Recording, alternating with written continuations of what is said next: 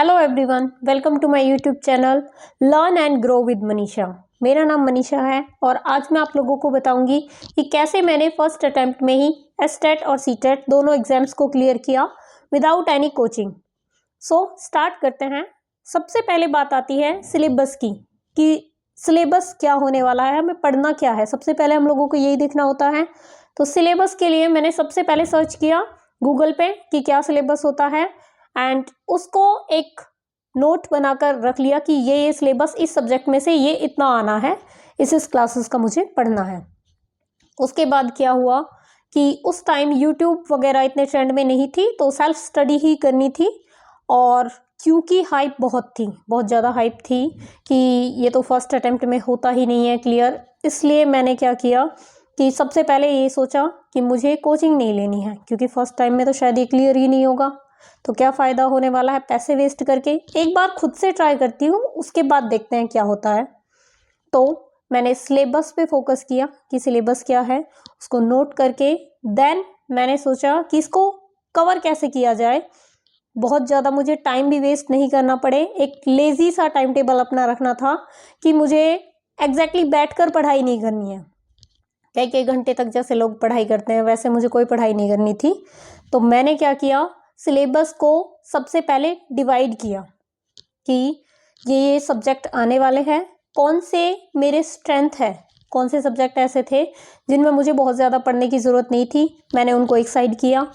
कौन से मॉडरेट थे जिन पे मैं वर्क करके जल्दी से सीख सकती थी और उनमें जिनमें मार्क्स भी अच्छे आ सकते थे, वो मैंने बीच में रखे। 3 पार्ट में मेरा सिलेबस डिवाइड हुआ। एक सबसे मुश्किल वाले, जो मेरे लिए, मेरे अकॉर्डिंग जो मुझे सबसे मुश्किल लगता था, मैथ्स था उस टाइम पे। और सबसे इजी में हिंदी इंग्लिश आते थे, जो मुझे लगता था कि मैं इजीली कवर अप कर सकती हूँ। देन मॉडरेट में जो एसएसटी जीएस ये सभी होते हैं, इनको मैंने मॉडरेट में रखा कि इन पर मुझे वर्क करना है जिनसे मेरे मार्क्स अच्छे आ जाएं। इस तरीके से मैंने सिलेबस को डिवाइड किया। उसके बाद आती है बारी कि हम उसको अप्लाई कैसे करें, आगे चलकर कैसे मुझे उस पर पढ़ना था, कौन सा टाइम टेबल ऐसा हो कि मुझे घर बैठ के पढ़ना ना पड़े, ये मैंने सबसे पहले सोचा।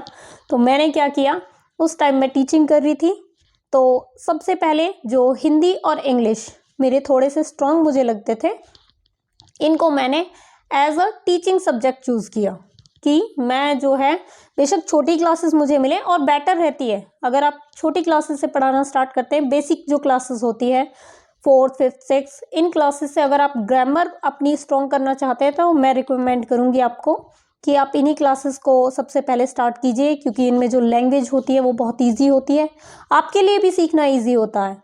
तो मैंने बेसिक क्लासेस से English, Hindi, grammar, only grammar मैंने सब्जेक्ट ऑप्ट किया, क्योंकि अगर मैं हिंदी सब्जेक्ट चूज़ करती तो फिर थ्योरी, ग्रामर, इतने ही पीरियड्स होते हैं तो वो सारे मुझे नहीं मिल पाते, और मैं हिंदी की टीचर भी नहीं थी।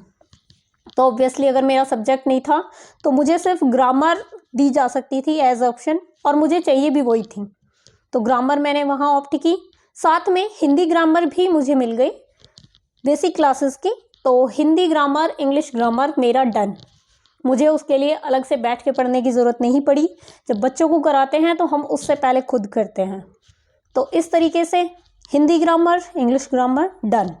देन नेक्स्ट होता है कि मैथ्स, जो मैंने बोला कि सबसे हार्ड मुझे लगता था, उसको मैंने टोटली स्किप कर दिया कि मेरे पास 2-3 महीने हैं जिसमें मुझे बेसिक स्ट्रॉन्ग करना है। तो इसका मतलब मुझे इसमें बहुत ज़्यादा टाइम स्पेंड करना था सीखने के लिए, और हो सकता था कि उसमें भी मेरा बेसिक ही कवर हो, और क्योंकि एडवांस लेवल के भी क्वेश्चंस आते थे, तो मुझे लगा कि इसके लिए मुझे मिनिमम 6 मंथ्स चाहिएंगे, तो मैंने उसको टोटली स्किप कर दिया।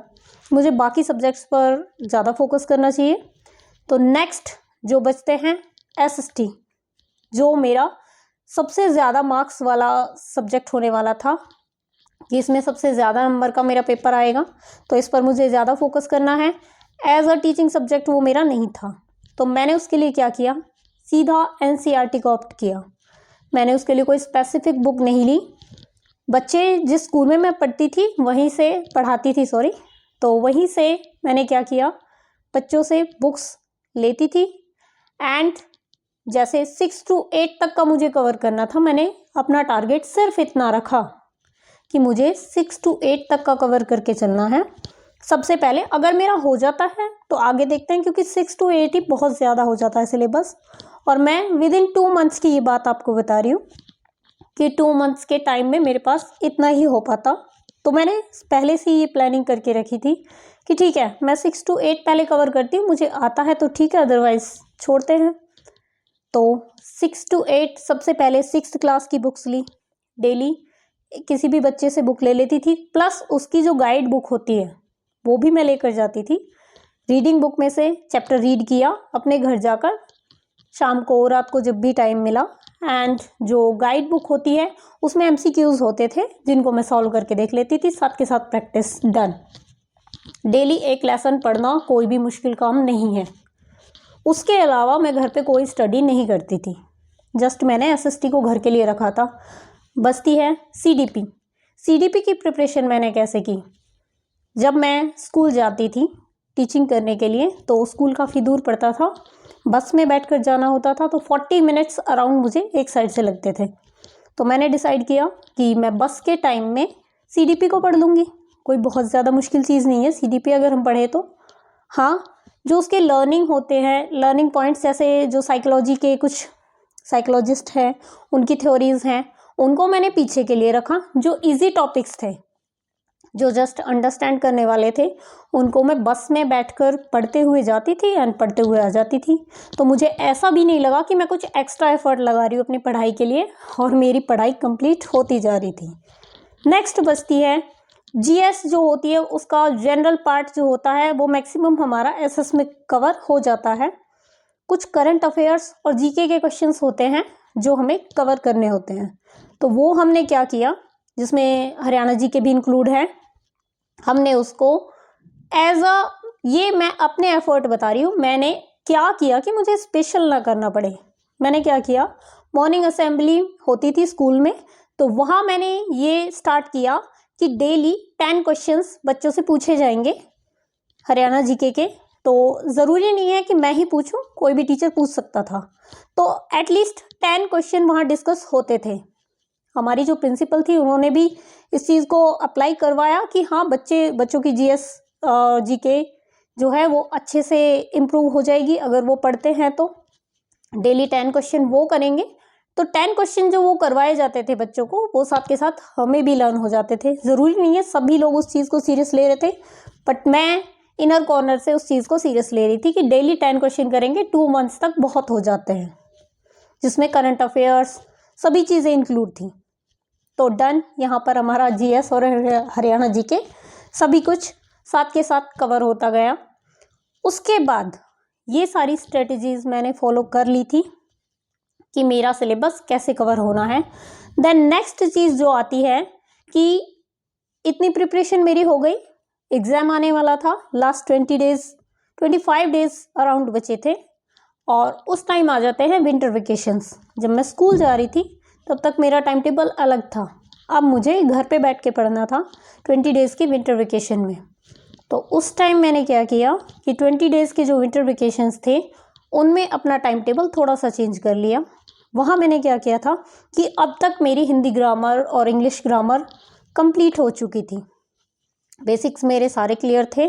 तो मैंने सोचा कि अब मैं इसको नहीं पढ़ूंगी, हिंदी ग्रामर और इंग्लिश ग्रामर को नहीं पढ़ना, अब इसका कवर हो चुका है। तो उसकी जस्ट मैंने रिवीजन ली कि कहीं से थोड़े बहुत MCQs मिल जाए। वो थोड़े बहुत क्या, उस टाइम थोड़े से जो सोर्सेज थे वो बहुत कम थे, इतनी जल्दी चीज़ें नहीं मिल पाती थी। तो बच्चों से जो बुक्स मिली थी उन्हीं में मैं थोड़ा बहुत प्रैक्टिस करती थी, बहुत ज़्यादा नहीं, मुश्किल से 15-20 मिनट हिंदी इंग्लिश ग्रामर के। अदरवाइज मैंने 2 आवर्स सेट किए थे मॉर्निंग के लिए, ऊपर नीचे भी हो जाते थे, ऐसा नहीं है, क्योंकि जब हम पढ़ने लगते हैं स्टार्टिंग के हाफ आवर तक तो हमें थोड़ा सा माइंड सेट करना पड़ता है, और बाद का फिर जब हमारा माइंड सेट हो जाता है तो डिपेंड करता है कब तक हमें इंटरेस्ट आ रहा है, उतना हम पढ़ेंगे। हाँ, ट्राई करती थी कि मिनिमम 2 आवर्स मैं पढ़ लूँ मॉर्निंग में और 2 आवर्स इवनिंग में। ज़रूरी नहीं है, किसी किसी डे जो है वो डिफरेंट होता है, किसी दिन 1 आवर में ही ऐसा लग जाता था कि नहीं पढ़ना, तो उस दिन ऐसा भी कर लेते थे कि बीच में दिन में जब टाइम मिला तो सिलेबस कवर हो जाए।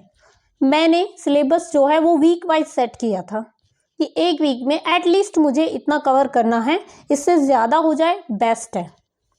इस तरीके से मैंने चीज़ों को करना स्टार्ट किया। एसएसटी अभी भी चल रही थी। As you all know, SST का सिलेबस बहुत ज़्यादा होता है, तो एसएसटी का मैंने वही पर डे 1 लेसन कंप्लीट और डन। एसएसटी इसी तरीके से चल रही थी। जीके, जीएस और जो मेरी हिंदी इंग्लिश है, इनको अब मैंने सिर्फ रिवीजन पे रखा था लास्ट 20 डेज में। एंड जो मैथ्स है उसको मैंने कम्प्लीटली इग्नोर किया, क्योंकि कभी कभी हमें एक्सेप्ट करना ज़रूरी होता है कि सब चीज़ें सबके लिए नहीं होती। तो वहाँ क्योंकि कॉम्पिटिटिव एग्ज़ाम नहीं था, वो जस्ट मुझे मार्क्स लेने थे पास होने के लिए, तो उतने मेरे जो बाकी के सब्जेक्ट थे उनमें मैं थोड़ा टाइम लगा कर ले सकती थी, तो इसलिए मैंने कम्प्लीटली इग्नोर कर दिया था मैथ्स को। अगर आपका अच्छा है तो आप उस पर काम कर सकते हैं। मुझे पता था कि उसमें मैं टाइम ज़्यादा लगाऊंगी और चीज़ें उतनी कैचअप नहीं कर सकती। डन। उसके बाद लास्ट जब ये 20 डेज मैंने कवर अप कर लिए, तो उसके बाद मेरा एग्ज़ाम हुआ। और एग्ज़ाम नहीं पता था एग्जैक्टली कि 100% था या नहीं था, बट यस, एग्ज़ाम होने के 20 डेज़ के बाद ही हमारा रिज़ल्ट आ गया था और क्लियर था, क्वालिफाई मेरा हो गया था। रीज़न, अगर जो सबसे बड़ी बात है, जो मेरा सबसे प्लस पॉइंट रहा, वो था कि एक डर था मन में, जबकि सब लोगों ने बोला ही था कि क्लियर होता नहीं है फर्स्ट टाइम में। और फर्स्ट टाइम में ही क्या, मतलब मैंने देखा था कि 2-2, 3-3 साल से लोग लगे हुए थे, उनका भी नहीं हुआ था। तो मन में डर था कि होगा या नहीं होगा। तो इस डर ने मन में एक चीज़ क्लैरिटी दे रखी थी कि हो सकता है मेरा ना हो। ये नेगेटिविटी मैं अपने माइंड में लेकर बैठी थी। बट उसके साथ ये भी था, इनकेस नहीं होता है तो जो चीज़ मैं पढ़ रही हूँ वो मेरी इतने अच्छे से हो जाए कि एटलीस्ट जब नेक्स्ट टाइम जब मैं प्रिपरेशन करूँ तो वो मुझे दोबारा से प्रिपेयर ना करना पड़े। जो मैं कर चुकी थी इतना मैं सिलेबस, इसीलिए मैंने 6 to 8 ही वहाँ पर एसएसटी को ऑप्ट किया था कि 6 to 8 ही मैं ग्रामर रखूँगी और 6 to 8 ही मेरी एसएसटी चलेगी। अगर इन केस मेरा क्लियर नहीं होता है तो एटलीस्ट मुझे 6 to 8 तो मेरा डन होगा। हायर क्लासेस का मैं बाद में कर सकती हूँ, और ऐसा नहीं है कि हायर क्लासेस का सिलेबस नहीं आता है, बट मैंने मोर देन इनफ नहीं किया, जस्ट जितना इनफ था उतना ही किया। और ये स्ट्रेटेजी 100% वर्क करती है। ऐसा नहीं है कि जस्ट ऐसे ही एग्ज़ाम क्लियर हो गया। उसके बाद मैंने सीटेट भी दिया था और सेम प्रिपरेशन आइडिया मैंने इसी तरीके से रखा। तो दोनों ही चीज़ों में मेरे लिए ये वर्क किया कि आपको जितना ज़रूरी है पहले उतना पढ़ें, क्योंकि क्वांटिटी से ज़्यादा क्वालिटी मैटर करती है। आपने जितना पढ़ा है आप उसको अच्छे से करें, तो एटलीस्ट अगर आपका नहीं भी होता है, इन केस आप नहीं कर पाए, आपके पास टाइम है, आप कंप्लीट कवर कीजिए, आप एक्स्ट्रा भी जाइए।